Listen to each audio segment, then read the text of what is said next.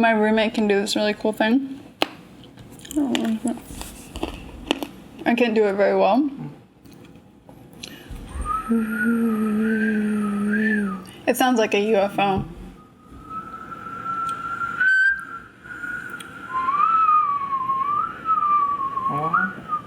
Cool. Yeah. Get it. I can't do it. Get it, but understand it. Mm-hmm.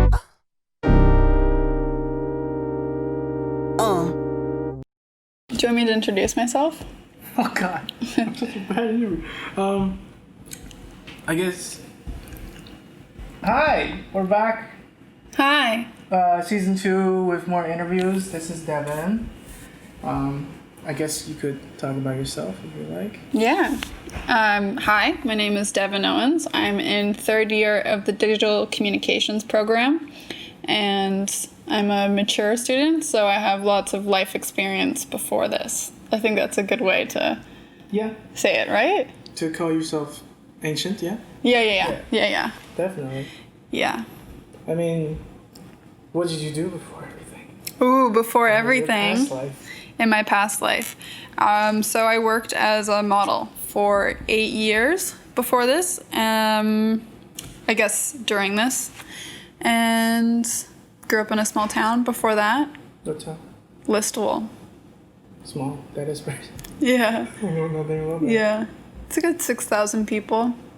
Oh, I live in Timmins. It was like 50,000, but I guess it's nothing. That's not the same. No, not at all. Not at all. Yeah. So you were, during your, you're still modeling, right? Yeah, I still model. During your model career, you went to a lot of countries, like, you stayed in Japan a lot? Yeah, I've been 5 times. How was, I guess, how did you, like, because it's kind of like a xenophobic place, right? So. Doesn't xenophobia mean Afraid of other cultures? It's not just... It's not. It's anything. Okay, it's anything. Yeah. Like, there's just, like, they might be really polite to you, but there's still, like, you feel the pushback a little bit. Yeah, I mean, I think that it's unfair to make generalizations about a whole country in general. And historically, you could kind of see why they might not like Westerners.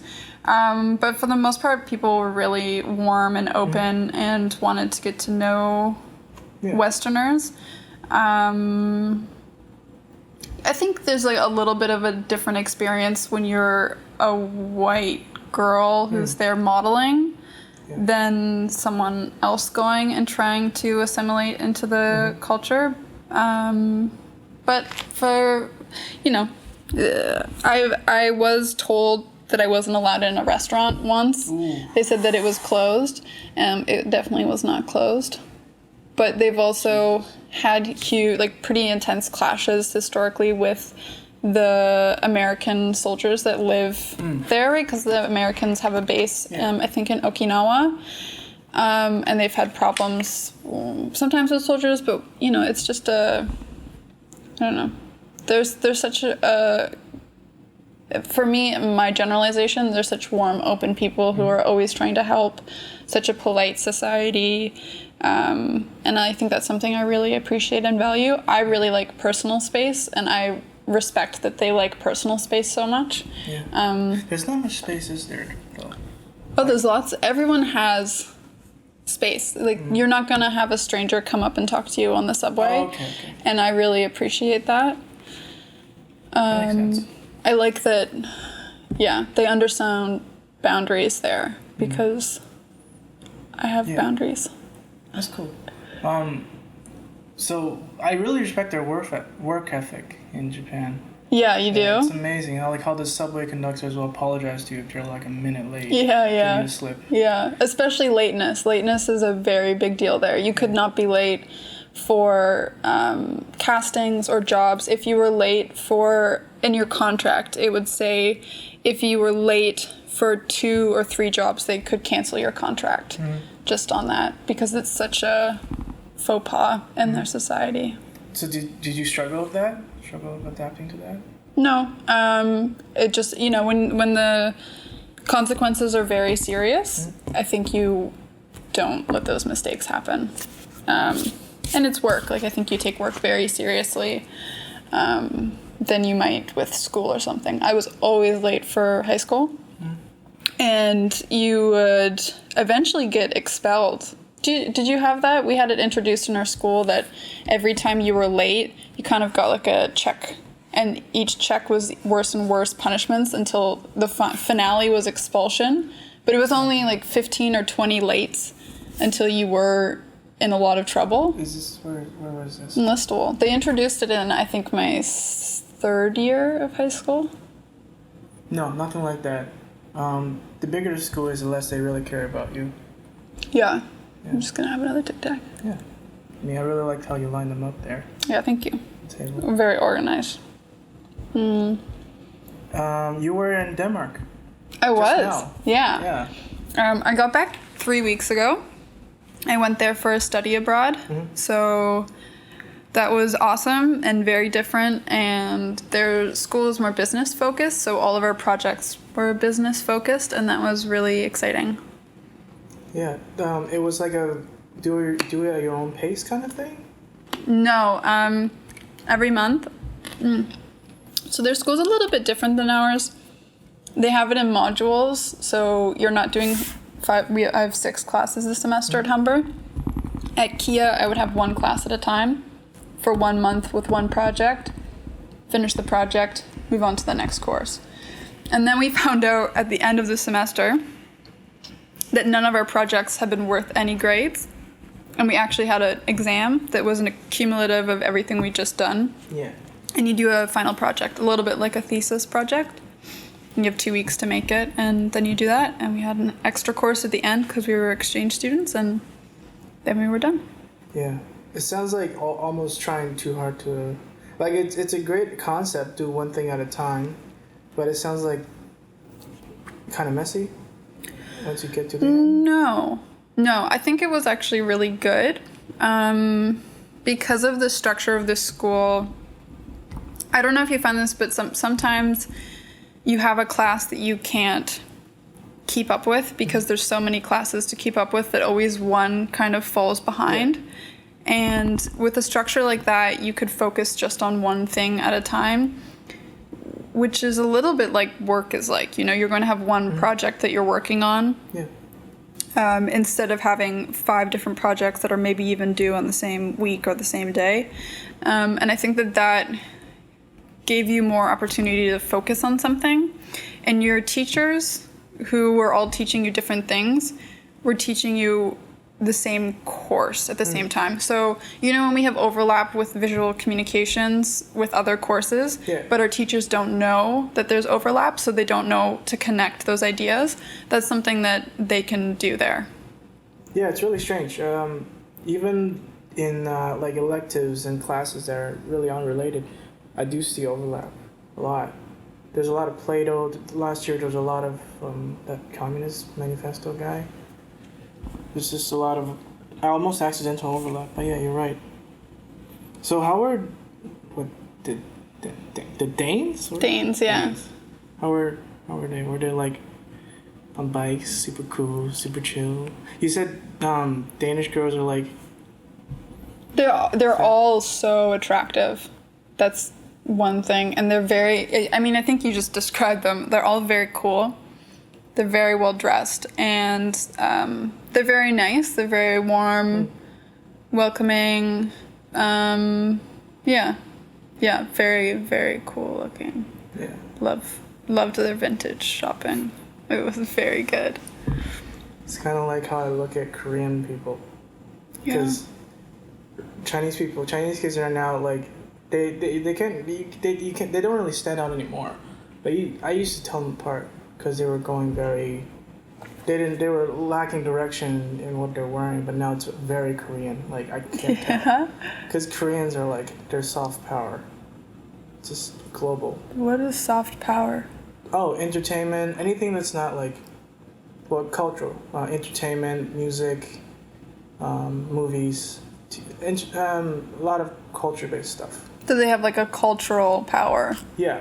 K-pop is huge everywhere. Everybody listens. Korean makeup, beauty products? Oh, yeah. That's huge. I use Korean skin masks, face mask, skin mask. That's like. If you want a Korean skin mask, you gotta talk to my guy, Mr. Lee. Whoa, Mr. Lee. Yeah, best North Korean faces. Yeah. Faces? Face mask, right? Yeah. Mm-hmm. Okay. So you're making animations now, right? You're getting into that? Yeah. So for my final assignment at Kia, I made a transmedia piece on intersectional feminism. Mm-hmm. I've been working in After Effects and Illustrator and watching YouTube and Lynda tutorials to make little short animations. And I've really liked it. I've always had these ideas in my head, and it's very hard to get people on board with a project, I find. You have conflicting schedules, people, I don't know, it can be really hard, or at least it is for me, and animation is something that I can just sit down and do by myself and learn everything by myself, and I find I'm able to get my projects done a little bit quicker. I find sometimes even portrait photography is too much because I need the space to kind of work on my own. Yeah, I struggle with, to me, web design is like that to me because I can just do everything by myself. Cause if you want to even get people to read your script, let's say you want to make a short film, getting eyes on what you want to make is already the first step. There's just so many steps. And if it was high school, everybody would have time, but now it's not that liberated. Yeah, nobody has time now. Yeah, it's really hard to get. And it's just animation and web development and that kind of stuff is a lot easier because you can just sit down and do it yourself. And I am personally very happy that I love sitting in front of a computer. Wouldn't be able to do it without that enjoyment. So, yeah, I mean, that's part of it is I don't mind sitting at a computer for 10 hours in my own time just practicing and doodling. Yeah. I have like maybe 8 of them on my computer right now that I've just started, and I do a little bit and then I move on and then I go back, and it's just something I like to do in my pastime now. It's good. Yeah, it's good. It's good that you found something like that. To me, it's songwriting. Like, I just write lyrics. It's like an own journal, I guess. Like, or just trying to make a cool song. But that's kind of what I like to ease myself. Yeah. So you're on Netflix technically? Oh my god.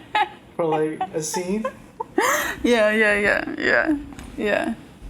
Yeah, it was shot in Toronto, right? It was Amanda Seyfried, that Bond guy, and Amanda. Yeah, no, I'm not with her. I'm with the lead, who I can't remember his name. Yeah.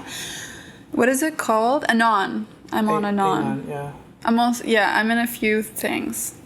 Sometimes people see me, sometimes they don't. It's fun. So I do background work as well. I got into that a little while ago, and it's fun. I don't know. It's like a fun way. Its days are very long, but I'm used to that with modeling. Yeah, well, it's a film day. So film days are usually. Oh, they shoot coverage, I guess. Yeah. I think in general, filming a movie or a TV show, their days are 12 to 14 hours for pretty much all sets. Yeah. For the crew. The extras, it's different, and actors, it can be different, but the crew is, long days. Yeah, I do want to dabble into just being in the back, but I didn't realize it'd be like hours and hours. I thought I'd just show up in the background. Pretend to talk for 10 minutes. Yeah. I think that if you're interested in working in film, it's a really great and kind of easy way to get in and see what a set looks like. I'm always talking to people on the set, talking to different crew members, and I know some people now from working on set that it's just interesting to hear what their job is and watching how everything works, and you're just like a person in the background, and you get to see so much of the industry and so many talented people working. Yeah, does it feel like a machine, kind of? Because you have so many parts, and they kind of all have to... No. I don't know if it's more like an organism. Because the machine to me is kind of mechanic and very structured, that it kind of has to work in one specific way, but an organism is kind of like splitting and growing and doing all this stuff, but it always knows, like a good film set always knows where to be going, and it's doing it all organically. Yeah, I would say it's more of an organic thing. Yeah. I say I've been telling myself and other people that I'm a film guy for like 3 years now, and yeah, I've done my own thing, but it's always stressing like, oh, it's the actor gonna be here, oh, I'm gonna get this shot, do I have time for it's a lot of just stressing over a lot of things. When a big shoot, it's more like you gotta just work on your own. If you're not a director, you can kind of just not enjoy it, but I guess breathe it in. Well, you're like your own organism that's part of the larger picture, instead of maybe being, I would say, the doctor watching over the organism. That's more of the director. Yeah. How did you like working together on we did 2 projects together, right, in first year? Or was it just one? Just the one. I just remember swimming, yeah. Yeah. I thought you were a really great director. And you kept people... Like, I freak people out. Like, when I direct, it's more like, I want to do this. Okay, you can't get this shot, I'll get this shot. It just feels like you're really running the show properly. You don't like calling it like a machine, but like, I thought you were pretty decent at running the show. Pretty good visionary, I guess. Thanks. Yeah. What do you think of I was DP. He was a great DP. Oh, I keep looking at the monitor and not the lens. Yeah. I just wanted to see when the air quote pops up. You could sit beside me, Yeah. and be in the shot. Now we're Having a equals. conversation. Nice. Yeah, so we worked on a project together in first year. I really liked it, but I'm really hard on myself sometimes, and it can be like kind of uncomfortable to be in a leader role because you want to be fun, but you also, like, I have very high expectations for myself, and I was really worried that I was really bossy or something. Maybe that's a No, I think you handled yourself very well. I saw your stress, but like, if you want to make it good, you gotta want to aim high and be really hard on yourself. I think that's necessary. Yeah. Come in. So, hi. So, you probably know about fashion more, at least high fashion, because you're dressing like a sailor. Yeah, I'm dressed That's like a always sailor, good indicator. Yeah, the little hat. Yeah. Hello. So, okay, let me channel my Kanye. So what's fashion? What is fashion?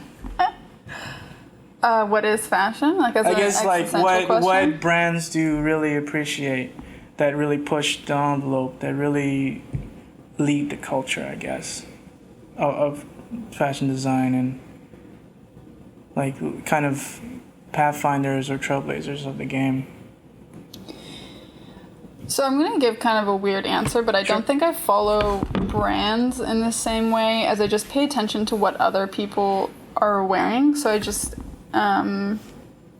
or sometimes I'll be in a store and I just kind of see something that I think looks interesting, but I think everything I have on except for this jacket is vintage. So it's all like stuff that's already been out there. Yeah, I don't pay that much attention to fashion brands. I do love Gucci, Chanel, and Louis Vuitton's production value. I think they have really interesting runway shows. Have you watched any of their shows? I don't remember which one's which, though. Okay. Chanel is the most amazing. They have shows that they have, a rocket takeoff in their show. They do...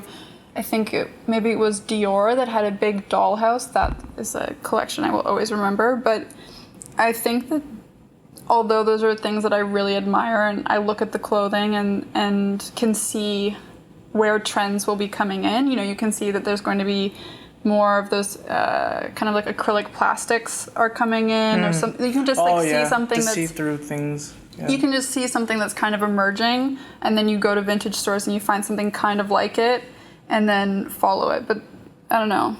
It's not necessarily something that I can pinpoint certain designers and say, oh, I'm following that designer, because I just have a general interest in fashion where I'm kind of always looking at it, but also looking at what people are wearing when you walk around Toronto, or when I was in Denmark, I paid a lot of attention to that, or when I went to Japan.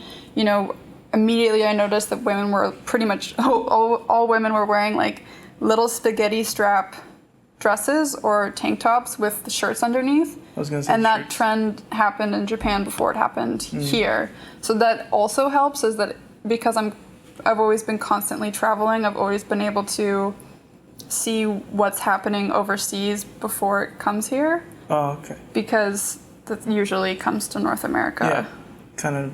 No, we start trends as well, but it's kind of Portland. always moving around. Speaking of trends, Russia's kind of blowing up right now. Yeah, like Russian fashion and whatnot. Really? Streetwear or? Yeah. What do you think of streetwear? What do you think of the whole hypebeast movement and Terry's super hypebeast? What do you think of all that culture? I don't know. Yeah. It's like pushing a lot of kids to embrace designer clothing. That's like, it's kind of their way in for a lot of kids.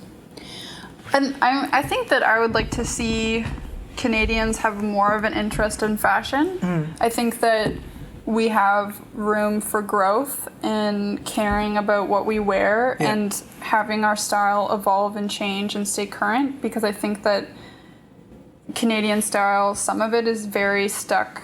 Yeah. Gets stuck in the past, and people don't really move on and experiment, but that, especially in Toronto, I can see that changing. Black on black on black. Yeah. Yeah. Yeah. Yeah. Do you cool. think each country has a certain identity when it comes to fashion? Yeah, I think that there's certain rules and different ways that society allows people to dress. So you'll have different fringe groups appear to push against those boundaries, but a lot of people conforming to those norms. So Canadian style is very different from Danish style, which is very different from Japanese style. But because we live in a global world where everybody's influencing each other, there's trends that are kind of undercurrenting in all societies. An Americanization of most clothing is definitely something you see, or like European design is everywhere.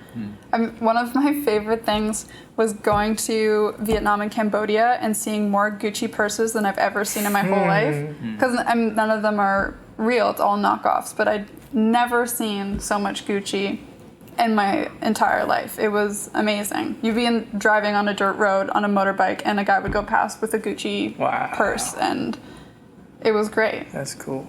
Oh yeah. What do you think of knockoffs? To me, I kind of almost like, if not respect, at least like admire, like, wow, you can make things this close and you can get everybody to have it.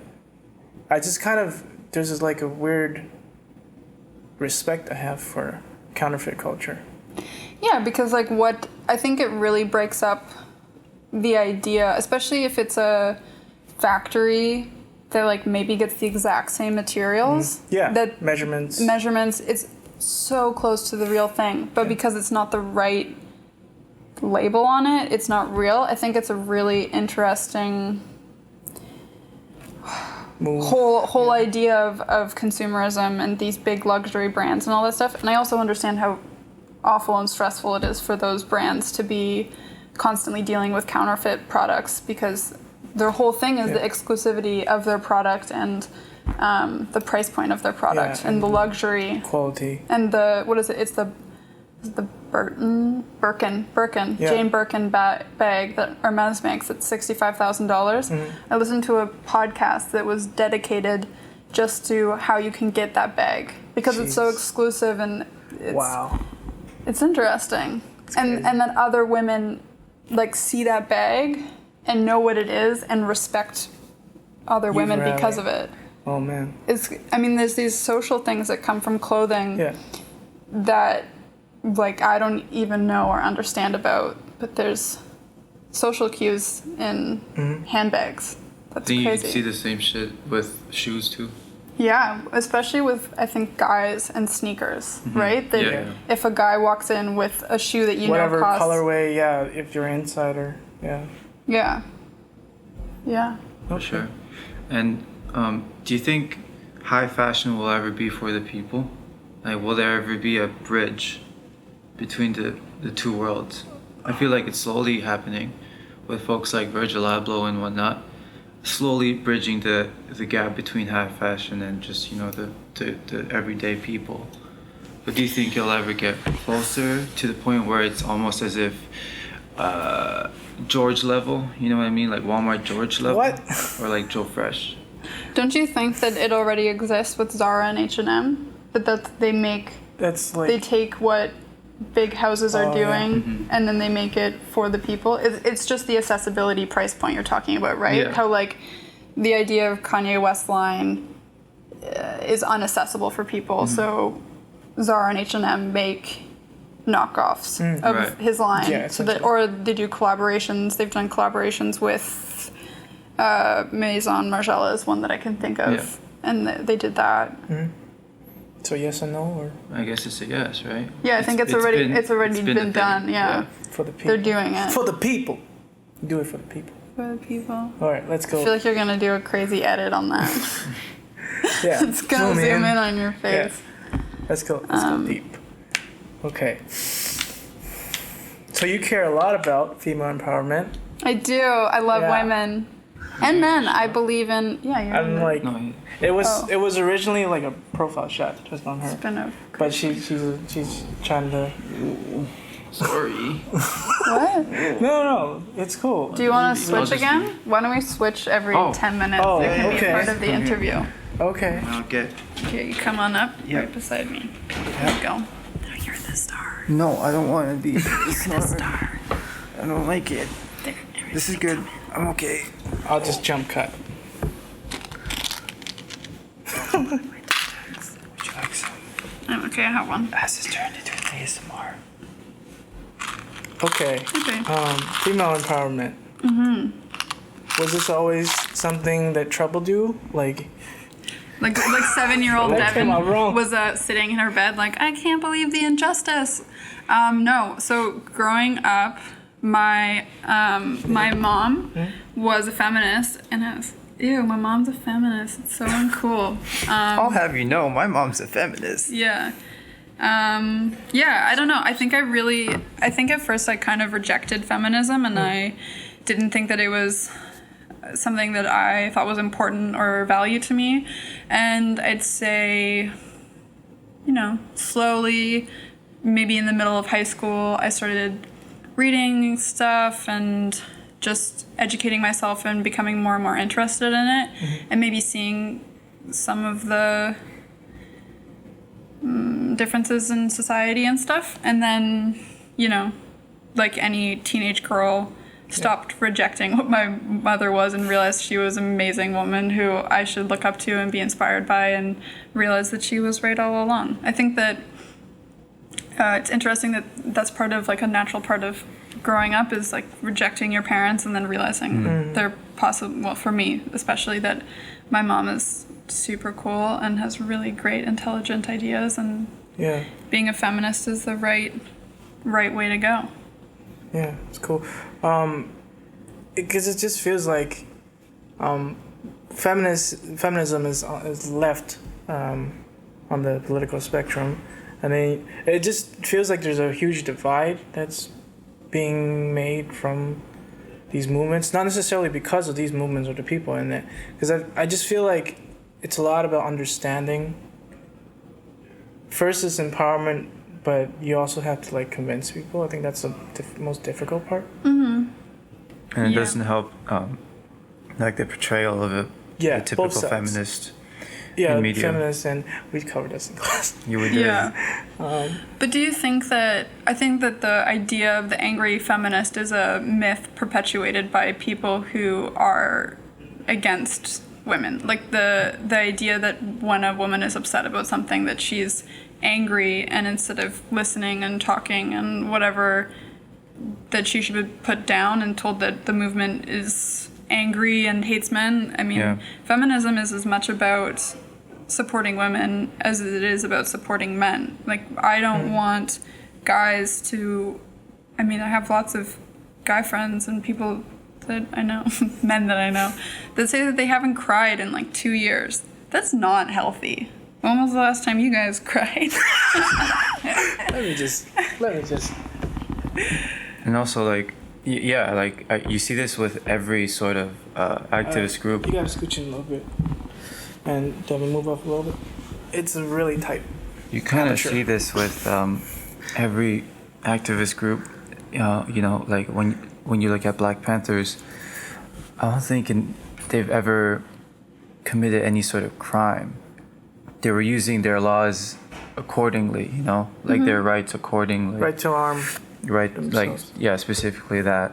But, you know, of course, like, white America will love to make them look like the bad guys, simply because they're scared and don't understand the movement. So I think that's the same thing that's happening with feminism. You know what I mean? Like, the whole concept of feminazi, right? That word's thrown around all the time, so much so that the difference between a feminist and a feminazi is blurred. You know? I mean, there's crazy people on both sides.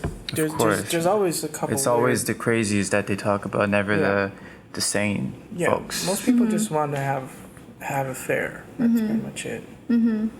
It's the people in the middle that have the quietest voices, and those are the normal people. I'm not the normal, but those are the average person just... Trying to pick a side, Doesn't even, like, they support... I think the majority of people support minorities and support the people who are oppressed. They just don't speak up. They're not the loudest voices, you know? I think part of that is because they're scared too, of being misunderstood. Yeah. You know what I mean? Yeah.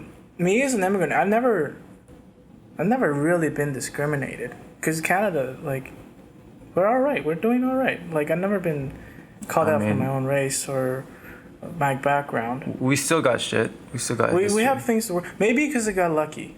Because I was up north for like pretty white community, and they were all very, very nice. There was no bad like feelings or anything. But I feel like right now I'm putting myself into a position of someone who's being oppressed. It's even though I haven't really experienced anything. Like, right. I know, let's say Asian actors were oppressed in Hollywood. And there's no Asian people to look up to until now. There's a couple, like chefs and celebrities that I can look up to and say like, oh, they did it their own way. I don't have to be a doctor. I can figure out my own path. There's just like, for me, it's like I'm victimizing myself. Do you know what I know what you mean. Yeah. I know what you mean, yeah. But it's still a problem. I mean, yeah. Sure, you're not. You're saying you weren't as oppressed or whatever, right? Yeah, I never really had it terrible. Right, but I mean, you know, at the end of the day, you still belong to this group. Gotta fight for of minorities. You know what I mean? Yeah. Because sure, like maybe like if you go down, you know, like deep into South of Americas, I'm sure you'll be treated differently from what you've been treated as. I'm scared. We drove through like West Virginia. I was honestly scared. Yeah. Yeah. Why wouldn't you be? Yeah. Just cut right to Orlando. Yeah. Like Bible Belt, I'm honestly, I don't want to go there. I don't want to go to the Bible Belt because real ignorant. Well, yeah. Yeah. So what's your immigrant experience? I mean, I don't. In Copenhagen. I don't have one. I don't want to like speak about an experience that I don't have. You know. I don't leave it for you guys. Oh yeah, you you said talk about it. You got kicked out of a Japanese restaurant, right? I didn't get kicked out. I was just told that they were busy. But I think that's. I mean, that's just like you asked a question, and I have one experience. I went there 5 times. I've spent. probably a whole year and a half there with the time all put together, and that's just one experience. They're such nice, warm, welcoming people. My agencies there were always amazing. They take such good care of models. I was 17 when I went there for the first time, and I came back in one piece, so that's an incredible feat. There was because when I went to New York, my host was an old classmate, and he had a white roommate. Where most of us are Asian kids, and we went to like this, I think Flushing or something, like New Chinatown in New York, and we went to an internet cafe, and dude pretty much just rejected the white kid. Yeah. Which is really, to me, it was like, I know it's terrible, but it's like, that's crazy that it happened. Yeah. Yeah, and he was obviously very offended, the white friend. Yeah. But yeah, that's what I've seen. Like just outright, like no, not that guy. Yeah. Yeah. Yeah. This is New York. Like I think that one of the it's things funny. I've taken from moving somewhere and becoming the minority in a country is like a larger understanding and appreciation for people who come to Canada and maybe can't speak English very well, and how you should try as hard as you can to make them feel welcome and help them with whatever, if they will ask for directions, if they if they look like they're stuck on something, because every single time that I would look lost in Japan, someone would come up and try and help me.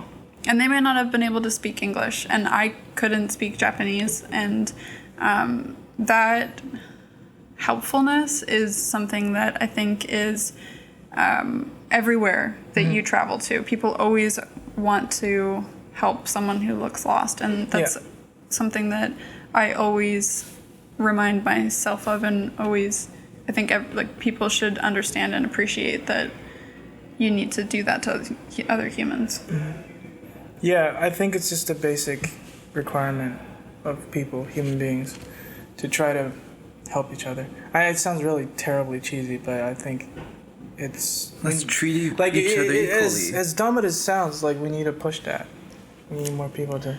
I think that right now we're very focused on our differences, and I know that that's a good thing in some ways. Like, we need to appreciate and respect other people's cultures and what they bring to society, but we also need to not focus on that as much and realize that we're all humans. We all have very similar experiences. We all have parents. All of our experiences are similar. So it's sad that so much of our society right now is focused on the differences. How much do you think fashion can contribute to social change? I think that if it's always inaccessible for classes, then it's not accessible for change. I think that it's great that fashion brands are showing more diversity, and some of them are having pro-feminist messages. But I also think that they're, especially high fashion, that their clothing is not accessible for people of lower income brackets, and that just creates wealth inequality. Also, a lot of for fast fashion, which is accessible to people who have lower incomes, that stuff is not environmentally friendly, so there's a problem there. Plus, their wages problems where they're not paying people. So I think that we're gonna look back on the way that we consume products in 100 years and be shocked that we let the developed world abuse the developing world like we have for the last... It's disgusting. It is. Yeah. I shouldn't be able to buy a jacket for $25. So it's really hard because there's so much factors involved. I think that sharing clothing and as an identity and sharing identity is a way to do it. But I also think that there's a lot of problems in fashion that campaigns that are hopping on a social movement can't fix, without addressing some of those other really big issues that are affecting people's lives. And a lot of it's not super genuine. because I was about to Yeah, get what do you Chanel's, think of- Chanel's designer Karl Lagerfeld did a super controversial interview where he criticized the Me Too movement. Oh, Which is kind of Yeah. sad. Yeah. there's a lot of I think we'll men who, talk about who, that next. who question the Me Too movement. Yeah. Especially in hip hop too, we see it Yeah. a lot. It's kind of, I mean, Some of it Kanye, is reasonable, but most of it is not. Kanye Like no put one's out a like crazy. Kanye put out a lyric where he talks about a lot. There's a couple people, comedians too, male comedians. It's just I want to understand them. I do get where they're coming from, but no one really. It's just the chances of being prosecuted for doing nothing is very low. Like I don't believe. I think I believe the women if they want Yeah. to speak up, let them speak up. Yeah. Yeah.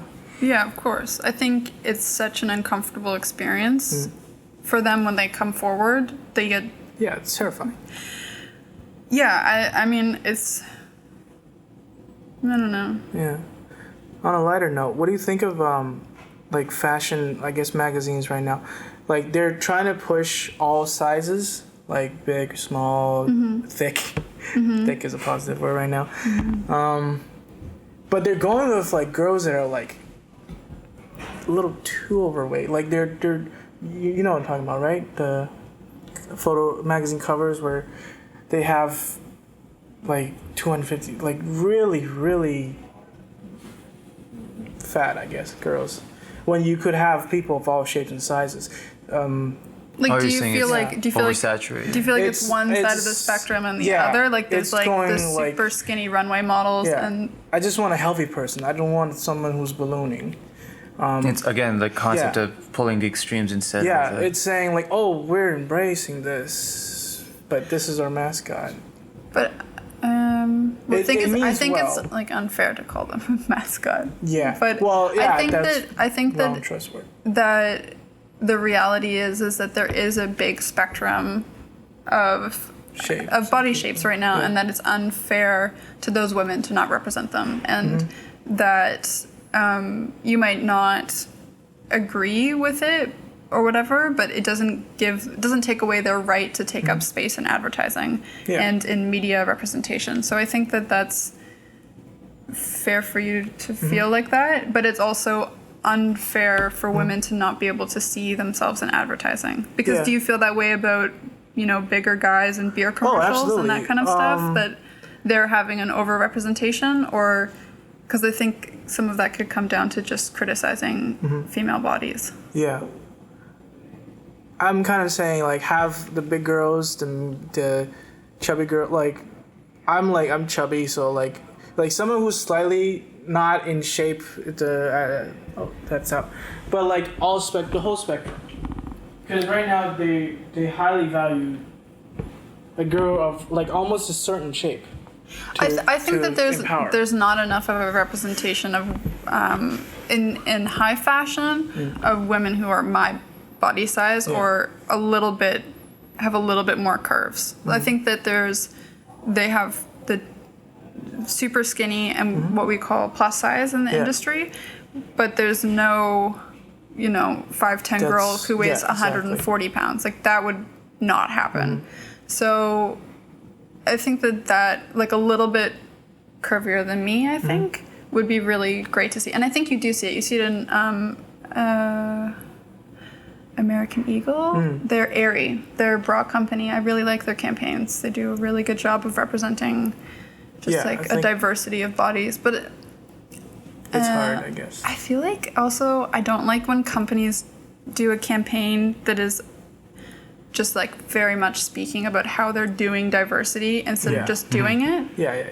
Like it's not a breakthrough idea anymore, and I'm just sick of seeing campaigns that talk about doing diversity, and they do it and it's amazing, and that's what we need to see more of, but I would like it if it was just something that was normalized. Genuine. Instead of something that they're Hey, look, we're hip. yeah, look, to it. hey, look what we're doing, instead of just doing it, because that to me speaks higher of their push. But I mean, that also, I could be wrong. It's about kind of that. like no, I this- agree You with guys that. can- Definitely agree with that. It's kind of like the 70s concept of equality.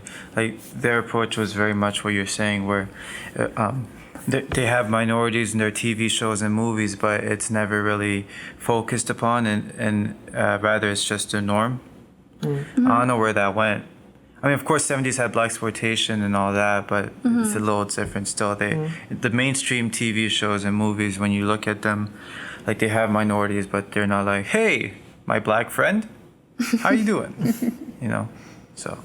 I think we're seeing a movement similar to what we saw in the 70s. I think it's interesting sure. because they had Woodstock, and we have these crazy, insane music Coachella. festivals. Yeah, well, Coachella, Burning Man, Lollapalooza, what have you. All of these huge music events, and we have some rights movements going on, similar Yeah. that they had in the 70s, and sexual freedom, maybe for different sexual orientations, there's a little bit of Yeah. a movement in the right direction. So I think that we're seeing a kind of a similar pattern, and it's interesting that all those things kind of go together, like a big wave of music and social movements. The death of disco is coming. Let me just say that. Well, The the re- death of the trap. re- the revisit. Death of trap, but Yeah. yeah. It Trap was is the new disco.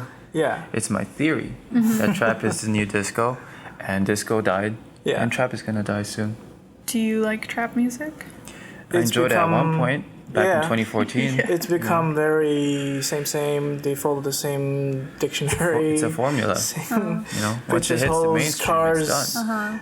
driving really fast, drugs. What you expect? Yeah, it's almost stereotyping themselves. Nice.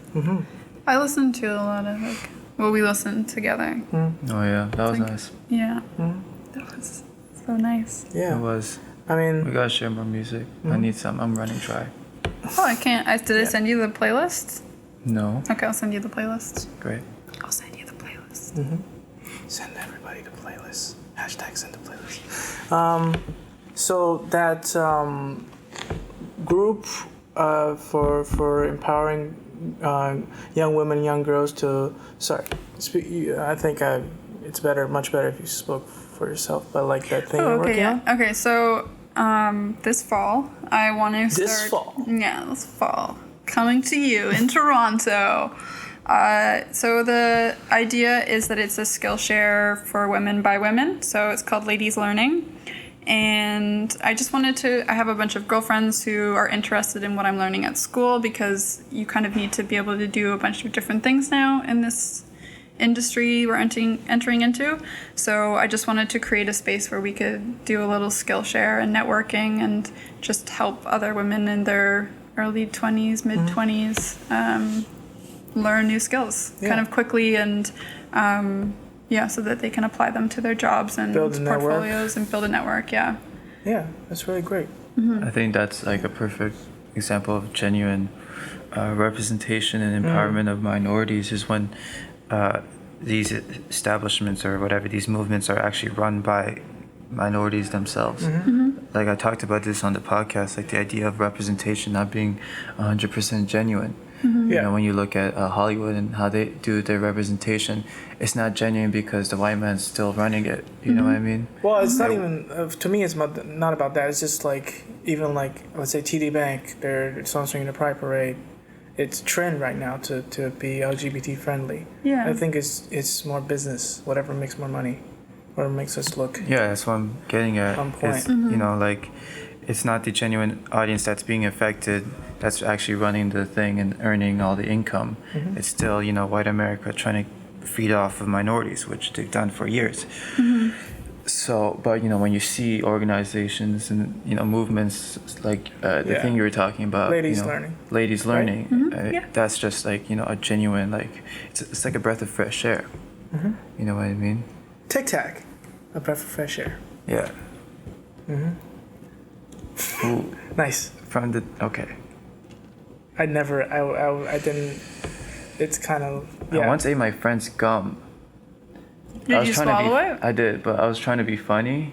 But then I regretted it as soon as it entered my mouth. Huh. I'm sorry that happened to you. That's what she said. Thank you. Okay. Okay, so you said you regretted it. Like it was just so like served on a golden platter. So would you care to share your socials, or does ladies learn Plug. to have social plug? Oh, Oh, yeah. we're okay. We'll Okay. just wait for you to chew. So Plug talk. I'm going to be making all of the social. Yeah. So I guess check out my page at Devon.Owens. Devon with an O.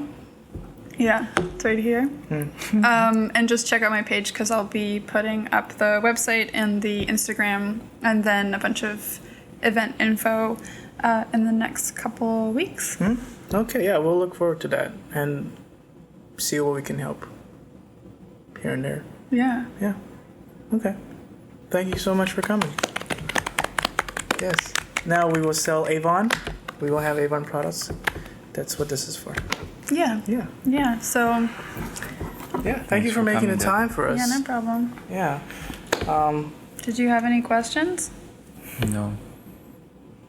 Okay. Let's just wrap it up. Bye. Thank you for coming. And I'm gonna let that My hands stop. are kind of clammy, so. Yeah. Cool. That was good.